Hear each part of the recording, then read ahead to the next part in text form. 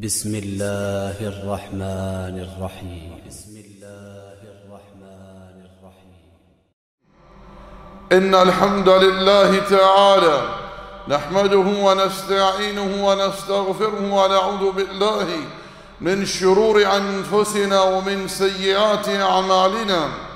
من يهده الله فلا مضل له ومن يضلل فلا هادي له، وأشهد أن لا إله إلا الله وحده لا شريك له، وأشهد أن محمدًا عبده ورسوله صلى الله عليه وعلى آله وصحبه أجمعين. أما بعد، برادران اسلام، آج اس نشست میں اللہ جل وعلا کی توفیق سے ہمارے درس کا عنوان ہے کسی جان کو نہ حق قتل کرنا، یا یوں کہہ لیجئے کہ اسلام میں خون کی حرمت.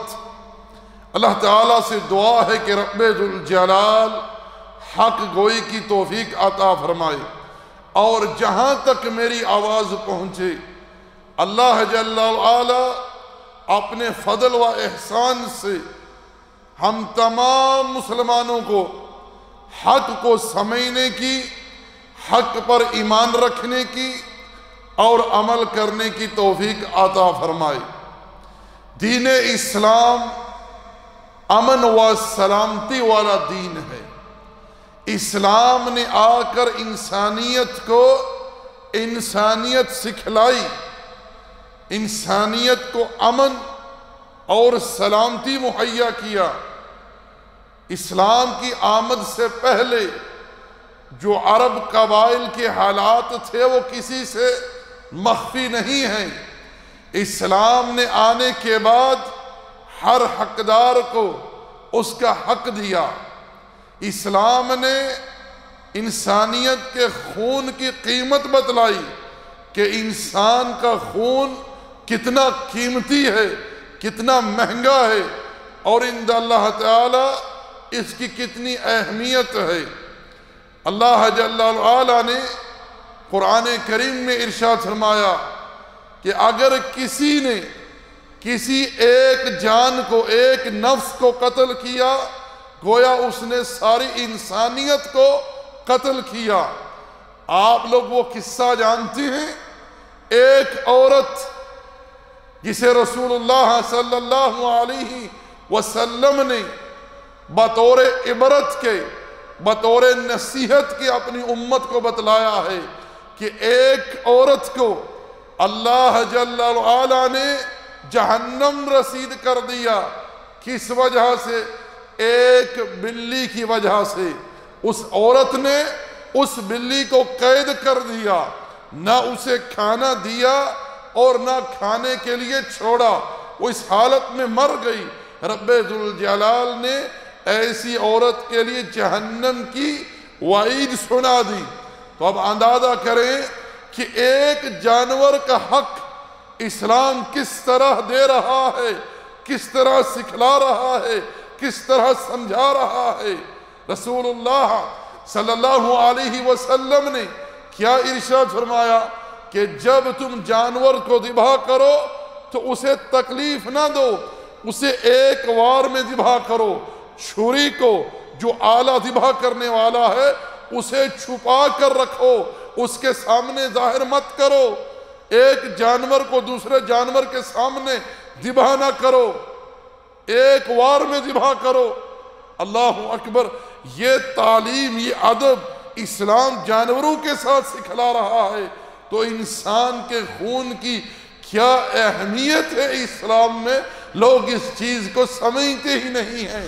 برادران اسلام، آئیے سنیے رسول اللہ صلی اللہ علیہ وسلم کے چند فرموزات. جناب جابر ابن عبداللہ رضی اللہ تعالی عنہما بیان کرتے ہیں کہ رسول اللہ صلی اللہ علیہ وسلم نے یوم عرفہ کے دن ہم سے خطاب کیا اور ارشاد فرمایا: ان دماءکم واموالکم حرام علیکم کحرمت یومکم ھذا فی شہرکم ھذا في بلدكم هذا ثم قال وأنتم تسألون عني فما أنتم قائلون قالوا نشهد أنك قد بلغت وأديت ونصحت اللہ اکبر۔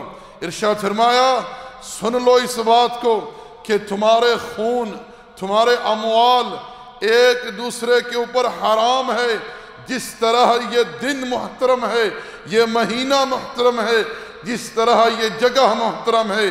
فرمایا کہ تم قیامت کے دن میرے بارے میں پوچھے جاؤ گے، تم رب ذوالجلال کو کیا جواب دو گے؟ صحابہ کرام نے عرض کی اللہ کے رسول ہم گواہی دیتے ہیں کہ آپ نے رسالت کا حق ادا کیا، اللہ کے پیغام کی ایک ایک بات کو اللہ کے بندوں تک پہنچا دیا۔ پھر پیارے پیغمبر نے اپنا چہرہ آسمان کی طرف اٹھایا اور انگلی سے اشارہ کیا، اے اللہ تو گواہ ہو جا۔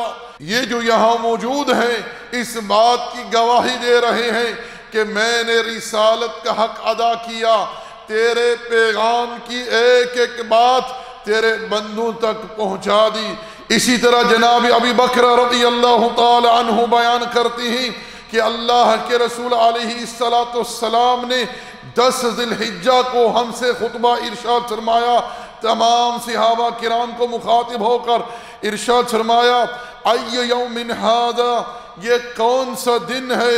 فسکتنا حتی ظننا انہ سیسمیہ سوا اسمہ، صحابہ کہتے ہیں ہم خاموش رہے، ہم نے سوچا شاید اللہ کے رسول اس دن کا کوئی نیا نام رکھنے والے ہیں۔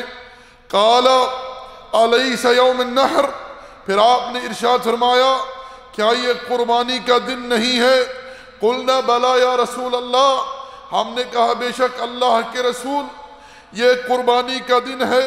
قال فأي شهر هذا، پھر ارشاد فرمایا کہ یہ کون سا مہینہ ہے؟ فسکتنا حتی ظننا انہ سیسمیہ بغیر اسمہ، صحابہ کہتے ہیں کہ ہم خاموش رہے شاید اللہ کے رسول اس مہینے کا کوئی نیا نام رکھنے والے ہیں۔ پھر آپ علیہ السلام نے ارشاد فرمایا الیس بذی الحجہ، کیا یہ ذی الحجہ کا مہینہ نہیں ہے؟ قلنا بلا یا رسول اللہ، صحابہ کہتے ہیں بے شک اللہ کے رسول یہ ذی الحجہ کا مہینہ ہے۔ پھر نبی صلی اللہ علیہ وسلم نے ارشاد فرمایا یا امت اسلام سنیے اپنے نبی کا پیغام، اپنے نبی کا فرمان۔ اللہ کے رسول علیہ السلام قیامت تک آنے والے امتی کے لیے یہ پیغام دے رہے ہیں فَإِنَّ دِمَاءَكُمْ وَأَمْوَالَكُمْ وَأَعْرَاضَكُمْ بَيْنَكُمْ حرام، اے مسلمانوں تمہارا خون، تمہارا مال اور تمہاری عزتیں آپس میں ایک دوسرے کے لیے محترم ہیں، حرام ہیں۔ تم ارتکاب نہ کرنا کسی کے قتل کا، کسی کے اموال پر ظلم نہ کرنا، کسی کی عزت پر ہاتھ نہ ڈالنا۔ آگے کیا ارشاد فرماتے ہیں کہ حرمت یومکم ھذا، جس طرح یہ قربانی کا دن محترم ہے تم اس دن کی تعظیم کرتے ہو۔ ارشاد فرمایا فی شہرکم ھذا، جس طرح یہ مہینہ محترم ہے ذی الحجہ کا، فی بلدکم ھذا، جس طرح یہ شہر مکہ محترم ہے، اسی طرح مسلمانوں تم پر ایک دوسرے کا خون محترم ہے، ایک دوسرے کا مال محترم ہے، ایک دوسرے کی عزت محترم ہے۔ یہ پیغام ہے قیامت تک آنے والے تمام امتیوں کے لیے۔ اللہ کے رسول صلی اللہ علیہ وسلم نے ارشاد فرمایا اے مسلمانوں، جس طرح تم 10 ذی الحجہ کے دن کا احترام کرتے ہو، جس طرح تم ذی الحجہ کے مہینے کا احترام کرتے ہو، جس طرح تم مکے کی حرمت کو سمجھتے ہو، سن لو کان کھول کر، اسی طرح تمہارے لیے ایک مسلمان کا خون محترم ہے، ایک مسلمان کا مال محترم ہے، ایک مسلمان کی عزت محترم ہے۔ اسی طرح صحیح مسلم میں جناب ابو ہریرہ رضی اللہ تعالی عنہ سے مروی ہے قال رسول اللہ صلی اللہ علیہ وسلم کل المسلم علی المسلم حرام دمہ ومالہ وعرضہ، کہ ایک مسلمان کا دوسرے مسلمان پر خون حرام ہے، مال حرام ہے اور اس کی عزت حرام ہے۔ اسی طرح صحیح بخاری میں جناب عبداللہ ابن مسعود رضی اللہ تعالی عنہ سے مروی ہے کہ رسول اللہ صلی اللہ علیہ وسلم نے ارشاد فرمایا کہ جو بندہ اس بات کی گواہی دیتا ہے کہ اللہ کے سوا کوئی معبود برحق نہیں اور محمد صلی اللہ علیہ وسلم اللہ کے رسول ہیں، اس کا خون کسی کے لیے حلال نہیں ہے مگر 3 صورتوں کے علاوہ: ثیب الزانی، جو شادی شدہ زانی ہے، والنفس بالنفس، اگر کسی نفس نے کسی کو ناحق قتل کیا ہے اس کے بدلے اسے قتل کیا جائے گا، والتارک لدینہ المفارق للجماع، جو اپنے دین کو چھوڑے، مرتد ہو جائے، جماعت مسلمین سے یعنی اہل اسلام سے الگ ہو جائے، ایسے انسان کا قتل بھی جائز ہے۔ لیکن یہاں ایک بات ہر انسان اچھی طرح اپنے پلے باندھ لے، اگر کسی شادی شدہ زانی کو رجم کرنی ہے تو یہ ریاست کا کام ہے، یہ وقت حاکم کی ڈیوٹی ہے۔ وقت حاکم نے اگر کسی کو قاضی مقرر کیا ہے یہ اس کی ذمہ داری ہے۔ اسی طرح اگر کسی نے کسی کو ناحق قتل کیا ہے وہ اس کے بدلے قتل کیا جائے گا، لیکن یہ کس کے حکم سے؟ ولی امر کے حکم سے، قاضی کے حکم سے۔ ہر بندہ ان معاملات کو اپنے ہاتھ میں نہیں لیے گا۔ اسی طرح اگر کسی نے دین اسلام کو چھوڑ دیا، مرتد ہو گیا، اس پر بھی حد کون نافذ کرے گا؟ ولی امر المسلمین، وہ نافذ کرے گا۔ یہ نہیں کہ جو اٹھا اس نے کسی کو قتل کر دیا اور پھر کہا کس نے دین بدل دیا اس وجہ سے میں نے قتل کیا ہے۔ اس طرح تو اللہ کی زمین پر فساد برپا ہوگا۔ اس بات کو اچھی طرح سمجھ لیجئے کہ کسی کے اوپر حد نافذ کرنا یہ ولی امر کا کام ہے۔ اگر اس نے کسی کو قاضی مقرر کیا ہے، قاضی جو ہے مکمل شواہد کی روشنی میں اس فیصلے کو صادر فرمائے گا، پھر اس کے اوپر حد جو ہے وہ نافذ کی جائے گی۔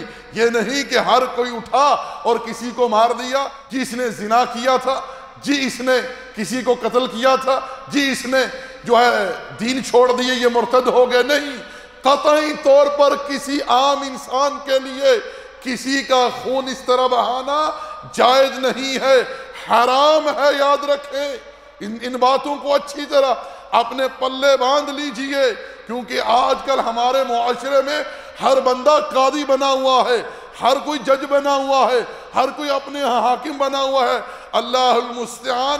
اسی طرح اسامہ ابن زید رضی اللہ تعالی عنہما سے مروی ہے، وہ فرماتے ہیں اللہ کے رسول علیہ السلام نے مجھے کسی مہم پر روانہ کیا، میرا سامنا ایک ایسے کافر سے ہوا جسے قتل کرنے کے لیے میں نے اپنا ہتھیار بلند کیا، اس نے فوری طور پر کہہ دیا لا الہ الا اللہ وان محمد رسول اللہ۔ اسامہ کہتے ہیں اس کے باوجود میں نے اسے قتل کر ڈالا، لیکن یہ بات میرے دل میں کھڑکتی رہی۔ میں نے اس بات کا تذکرہ رسول اللہ صلی اللہ علیہ وسلم کے سامنے کیا۔ اللہ کے رسول علیہ السلام نے ارشاد فرمایا اقال لا الہ الا اللہ وقتلتہ، اسامہ اس نے لا الہ الا اللہ کہا اور تو نے اسے قتل کر ڈالا۔ قال قلت یا رسول اللہ انما قالها خوفا من السلاح، اسامہ کہتے ہیں کہ اللہ کے رسول علیہ السلام اس نے اس کلمے کا اقرار میرے ہتھیار سے ڈر کر کیا۔ قال افلا شققت عن قلبه حتى تعلم اقالها ام لا، رسول اللہ صلی اللہ علیہ وسلم نے ارشاد فرمایا اے اسامہ کیا تو نے اس کے سینے کو چیر کر دیکھا کہ اس نے تیرے ڈر سے کہا یا صدق دل سے کہا؟ کیا تو نے اس کے دل کو چیر کے دیکھا؟ اسامہ رضی اللہ تعالی عنہ بیان کرتے ہیں کہ اللہ کے رسول علیہ السلام بار بار اس بات کو دہرا رہے تھے، حتیٰ کہ میں نے تمنا کی آج کے دن اسلام لاتا کسی کلمہ پڑھنے والے کا خون میرے اوپر نہ آتا۔ اسی طرح صحیح مسلم میں جناب سعد ابن ابی وقاص رضی اللہ تعالی عنہ کے بارے میں مروی ہے کہ ان کے سامنے ایک شخص نے کہا کہ آپ اللہ جل وعلا کا یہ فرمان نہیں پڑھتے کہ رب ذوالجلال نے ارشاد فرمایا وَقَاتِلُوهُمْ حَتَّى لَا تَكُونَ فِتْنَةً وَيَكُونَ الدِّينُ كُلُّهُ لِلَّهِ کہ ان سے قتال کرو جب تک کہ فتنہ یعنی شرک ختم نہ ہو جائے اور دین سارا کا سارا اللہ کے لیے ہو جائے۔ جناب سعد ابن ابی وقاص رضی اللہ تعالی عنہ نے اس شخص کو جواب دیا۔ سعد ابن ابی وقاص رضی اللہ تعالی عنہ فرماتی ہیں قد قاتلنا حتی لا تکون فتنہ کہ ہم نے اللہ کی راہ میں قتال کیا حتیٰ کہ فتنہ یعنی شرک ختم ہوا۔ وَأَنْتَ وَأَصْحَابَكَ تُرِيدُونَ أَن تُقَاتِلُوا حَتَّى تَكُونَ فِتْنَةً اب تو اور تیرے ساتھی یہ چاہتے ہیں کہ قتال کریں تاکہ پھر فتنہ برپا ہو، تاکہ پھر فتنہ برپا ہو۔ اللہ اکبر۔ آج بھی دیکھ لیجئے کچھ ایسے بیوقوف قسم کے لوگ ہیں جو اپنے آپ کو بڑا سمجھدار اور دین کا پابند تصور کرتے ہیں۔ ان کی تھوڑی سی بیوقوفی کی وجہ سے، جہالت کی وجہ سے، گمراہی کی وجہ سے مسلمانوں کو کتنی اذیت پہنچتی ہے، کتنا نقصان اٹھانا پڑتا ہے۔ یہ ظالم، یہ مجرم، یہ سرکش لوگ، یہ گمراہ گروہ اگر کسی ایک کافر کو جا کر قتل کر دیتے ہیں اور پھر کیا کہتے ہیں ہم نے جی اللہ کی راہ میں جہاد کر ڈالا ہے، ان کی اس حماقت کی وجہ سے، اس گمراہی کی وجہ سے پھر جو مسلمانوں کو نقصان اٹھانا پڑتا ہے وہ ساری تاریخ گزشتہ صدی کی اور اس صدی کی آپ لوگوں کے سامنے ہے۔ اس گمراہ ٹولے کی وجہ سے اسلام اور اہل اسلام کو کتنا شدید نقصان پہنچا ہے، اللہ المستعان۔ اور جامع ترمذی میں ہے نبی صلی اللہ علیہ وسلم نے ارشاد فرمایا لو ان اہل السماء والارض اشترکوا فی دم مؤمن لأکبہم اللہ فی النار اگر آسمان والے زمین والے مل کر کسی ایک مومن کے خون میں انوال ہوں، اللہ جل وعلا سب کو منہ کے بل گھسیٹ کے جہنم کی آگ میں ڈالے گا۔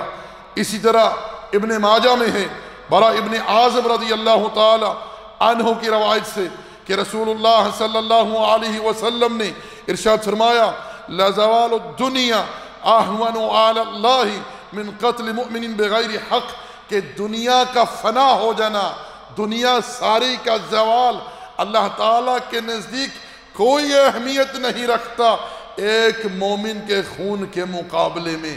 اتنی شان ہے ایک مسلمان کے خون کی اللہ جل وعلا کی ہاں۔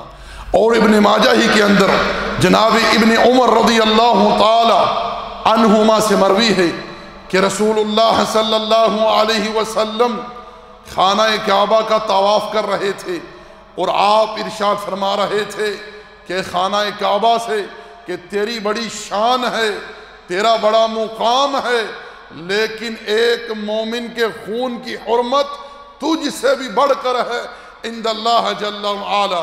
اسی طرح دوستو سنن نسائی میں جناب معاویہ ابن ابی سفیان رضی اللہ تعالی عنہما سے مروی ہے قال سمعت رسول اللہ صلی اللہ علیہ وسلم یقول کل ذنب عسى اللہ ان یغفرہ الا الرجل یموت کافرا او رجل یقتل مؤمنا متعمدا کہ میں امید کرتا ہوں کہ اللہ جل وعلا ہر گناہ بخش دے گا مگر وہ انسان جو حالت کفر پر مرا، اور وہ شخص جس نے کسی مومن کو متعمدن قتل کیا، بغیر کسی وجہ کے اسے جان بوجھ کر قتل کر ڈالا، یعنی اس کا قتل کرنا اس کے لیے بالکل کسی طور پر بھی جائز نہیں تھا۔ اسی طرح ابن عباس رضی اللہ تعالی عنہما سے مروی ہے کہ نبی صلی اللہ علیہ وسلم نے ارشاد فرمایا کہ قیامت کے دن مقتول آئے گا رب ذوالجلال کی بارگاہ میں اور کہے گا اے اللہ اس قاتل سے پوچھ کہ اس نے مجھے کیوں قتل کیا۔ رب ذوالجلال اس سے پوچھے گا، اس کے پاس کوئی جواب نہیں ہوگا۔ رب فرمائے گا تیرا ستیاناس ہو، اسے اٹھا کر جہنم میں ڈال دیا جائے۔ اللہ اکبر۔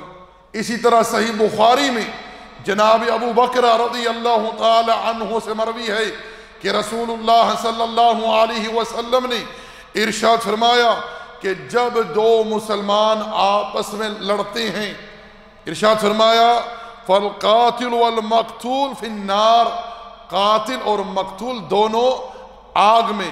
صحابہ کرام نے پوچھا اللہ کے رسول قاتل کے بارے میں تو سمجھ آتا ہے کہ اس نے اسے قتل کیا، وہ قتل کی بنا پر جہنم میں گیا، مگر مقتول کا کیا جرم ہے؟ قال انہ کان حریصا علی قتل صاحبہ، کیونکہ وہ بھی اپنے ساتھی کے قتل پر بڑا حریص تھا، مگر اس کا وار نہیں چلا، اس کا وار چل گیا۔ حرص تو اس کے دل میں بھی تھی اس کو قتل کرنے کی۔ تو اس بات کو سمجھ لیجئے کہ جب دو لوگ آپس میں لڑتے ہیں، ارشاد فرمایا کہ اس قسم کے دونوں جہنم کی آگ میں جائیں گے، مارنے والا اور مرنے والا۔ مارنے والا اس کو مارنے کی وجہ سے، اور مرنے والا اپنی نیت اور قصد کی وجہ سے، کیونکہ وہ بھی عزم لیے ہوئے تھا اس کو قتل کرنے کے لیے۔ اللہ کے بندو، ہمارے نبی نے تو ہمیں یہاں تک منع فرمایا ہے کہ کوئی مسلمان اپنے دوسرے مسلمان بھائی کی طرف اپنا سلاح اٹھا کر اشارہ نہ کرے۔ اگر کسی نے ایسا کیا اس پر فرشتے لعنت بھیجتے رہیں گے جب تک وہ اپنا ہتھیار نیچے نہ کر لے۔ فرمایا اگر تم میں سے کوئی اپنا ہتھیار نکال کر مسلمانوں کے درمیان چلے تو اس کو چاہیے کہ اس کو آگے سے پکڑے، کیونکہ اس کی وجہ سے کسی کو ایذا نہ پہنچے، اس کی وجہ سے کسی کو ایذا نہ پہنچے۔ اتنا اہتمام فرمایا پیارے پیغمبر نے صلی اللہ علیہ وسلم نے، ارشاد فرمایا تم میں سے کوئی کچا لہسن اور پیاز کھا کر مسجد میں نہ آئے، اس سے نمازیوں کو اور ملائکہ کو ایذا پہنچتی ہے۔ اللہ اکبر۔ آپ اہتمام دیکھیے نبی صلی اللہ علیہ وسلم کا اہل اسلام کے لیے، امن و امان کے لیے۔ اللہ کے بندو، اسلام نے فقط مسلمانوں کے خون کی حرمت نہیں ہمیں سکھلائی، ہمیں بتلائی، حتیٰ کہ اسلام نے ہمیں یہ بھی بتلایا ہے، یہ بھی سکھلایا ہے کہ اگر کسی نے کسی معاہد کو قتل کیا، کسی ذمی کو قتل کیا، فرمایا کہ وہ جنت کی خوشبو بھی نہیں پا سکے گا۔ معاہد کون ہوتا ہے؟ جو ایگریمنٹ کر کے اسلامی ملک میں آ کر پناہ لیتے ہیں۔ برادران اسلام، آئیے اب چند آیات سماعت کیجئے کہ رب ذوالجلال قتل کے بارے میں کتنی سخت وعید سنا رہا ہے تقدس و تعالی۔ اللہ جل وعلا نے سورۃ النساء میں ارشاد فرمایا وَمَن يَقْتُلْ مُؤْمِنًا مُتَعَمِّدًا فَجَزَاؤُهُ جَهَنَّمُ خَالِدًا فِيهَا وَغَضِبَ اللَّهُ عَلَيْهِ وَلَعَنَهُ وَأَعَدَّ لَهُ عَذَابًا عَظِيمًا، کہ جس نے کسی مومن کو متعمدن جان بوجھ کر قتل کیا۔ قتل دو طرح کا ہوتا ہے، ایک عمدن اور ایک خطأً۔ عمدن جان بوجھ کر قتل کرنا پورے ارادے کے ساتھ، خطأً یعنی غلطی سے قتل ہو جانا، اس کا ارادہ قتل نہیں تھا، اس کی نیت قتل کی نہیں تھی، لیکن سہواً اس سے قتل ہو گیا، خطأً قتل ہو گیا۔ اس کے احکام علیحدہ ہیں۔ یہاں جو بیان ہو رہا ہے متعمدن، جس نے جان بوجھ کر کسی کو قتل کیا، اس کا ٹھکانہ جہنم کی آگ ہے، خالدن فیہا، یہ اس میں ہمیشہ رہے گا، وغضب اللہ علیہ، اس پر اللہ کا غضب ہے، وَلَعْنَهُمْ اور اللہ کی لعنت ہے، وَأَعَدَّ لَهُمْ عَذَابًا عَظِيمًا اور اللہ نے اس کے لیے بہت بڑا عذاب تیار کر رکھا ہے۔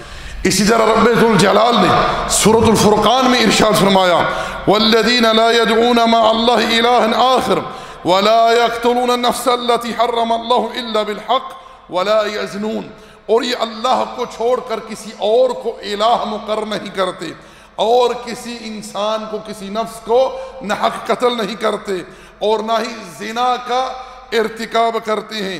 اسی طرح رب ذوالجلال نے ایک اور مقام پر ارشاد فرمایا قُلْ تَعَالَوْا أَتْلُ مَا حَرَّمَ رَبُّكُمْ عَلَيْكُمْ أَلَّا تُشْرِكُوا بِهِ شَيْئًا آؤ میں تمہارے سامنے اس چیز کو بیان کروں جو تمہارے رب نے تم پر حرام کی ہے۔ آیت کے آگے جا کے ارشاد فرمایا وَلَا تَقْتُلُوا نَفْسَ الَّتِي حَرَّمَ اللَّهُ إِلَّا بِالْحَقِّ اور نہ ہی تم کسی نفس کو کسی جان کو ناحق قتل کرو۔ یہاں تخصیص نہیں ہے، حکم عام ہے۔ اور سورۃ المائدہ میں رب ذوالجلال نے ارشاد فرمایا من اجل ذلك كتبنا على بني اسرائيل انه من قتل نفسا بغير نفس او فساد في الارض فكأنما قتل الناس جميعا اس لیے ہم نے یہ بات بنی اسرائیل کے لیے لکھ دی کہ جس نے کسی ایک نفس کو بغیر جرم کے بغیر گناہ کے ناحق قتل کیا یا زمین پر اس نے فساد برپا کیا گویا اس نے پوری انسانیت کو قتل کر ڈالا۔ برادران اسلام میں تمام اہل اسلام سے گزارش کروں گا کہ اللہ تعالیٰ کی خوشنودی کے لیے ان باتوں پر غور کیجئے اور سمجھیے کہ رب ذوالجلال نے اور اس کے رسول صلی اللہ علیہ وسلم نے ایک مسلمان کے خون کی کیا حرمت ہمیں بتلائی ہے، کیا مقام ہمیں بتلایا ہے، اور اس گناہ کا اگر کوئی مرتکب ہوا اس کے لیے کتنی سخت سزا ہے دنیا میں اور آخرت میں، دنیا میں اور آخرت میں۔ اسی طرح یاد رکھیں کہ اسلام نے فقط ہمیں اہل اسلام کے خون کی حرمت نہیں بتلائی بلکہ جو غیر مسلمین ہیں ان کے بارے میں بھی اسلام نے ہمیں تعلیمات دی ہیں کہ تم ان کے ساتھ ظلم نہ کرو، زیادتی نہ کرو، کیونکہ اللہ نے ہر چیز کے لیے احسان لکھ دیا ہے۔ رب ذوالجلال حدیث قدسی میں ارشاد فرماتا ہے یا عبادی انی حرمت ظلم علی نفسی وجعلتہ بینکم محرما فلا تظالموا اے میرے بندو میں نے اپنے اوپر ظلم کو حرام کر دیا ہے اور تمہارے درمیان بھی میں نے ظلم کو حرام ٹھہرایا ہے، اس لیے ایک دوسرے کے اوپر ظلم نہ کرو، ظلم نہ کرو۔ اللہ کے رسول نے فرمایا کہ ظلم جو ہے یہ قیامت کے دن اندھیرا ہوگا۔ معاذ ابن جبل رضی اللہ تعالی عنہ کو جب نبی صلی اللہ علیہ وسلم نے یمن کی طرف روانہ کیا بہت ساری نصیحتیں فرمائی، آخر میں ارشاد فرمایا اتقی دعوت المظلوم اے معاذ مظلوم کی بد دعا سے بچ کر رہنا، کیونکہ مظلوم اور اللہ کے درمیان کوئی حجاب نہیں ہوتا۔ اس لیے مسلمانوں مظلوم کوئی بھی ہو سکتا ہے، جانور ہو سکتا ہے، انسان ہو سکتا ہے، پرندہ ہو سکتا ہے، اور انسانوں میں مسلمان بھی مظلوم ہو سکتا ہے، کافر بھی مظلوم ہو سکتا ہے انسانی طور پر۔ اس لیے اپنے ہاتھوں کو روک کر رکھیں۔ آج اگر کسی نے جان بوجھ کر نہتے کسی انسان کا خون بہایا اسے قیامت کے دن اس بارے میں باز پرس ہوگی۔ اور میں یہاں ان لوگوں کو بھی پیغام دے دینا چاہتا ہوں جو گینگ کلر سے منسلک ہیں، جن کا کام ہی نہتے لوگوں کا خون بہانا، کس لیے؟ فقط پیسے کے لیے، دنیاوی مفادات کے لیے ایک انسان کو قتل کر ڈالنا۔ انسان کے خون کی کوئی اہمیت نہیں، انسان کے خون کی کوئی عزت کوئی احترام نہیں، اور وہ لوگ جو ان لوگوں سے قتل کرواتے ہیں چاہے وہ کسی اقتدار میں ہیں یا پیسہ دے کر، یہ لوگ بھی مجرم ہیں۔ سن لیں آپ رسول اللہ صلی اللہ علیہ وسلم کا فرمان کہ اگر آسمان والے سارے، زمین والے، ساری مخلوق مل کر ایک مسلمان کے خون میں انوالو ہوں، رب ذوالجلال سب کو جہنم میں ڈالے گا۔